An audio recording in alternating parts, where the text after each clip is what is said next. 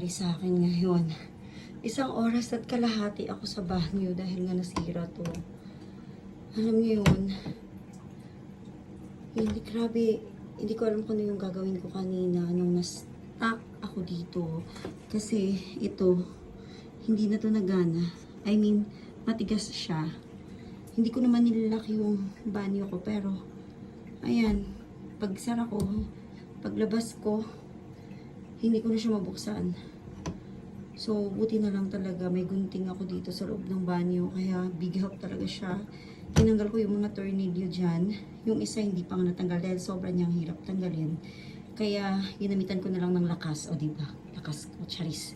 Hindi, ginamit ko na lang yung kamay ko para matanggal. Kaya ayan.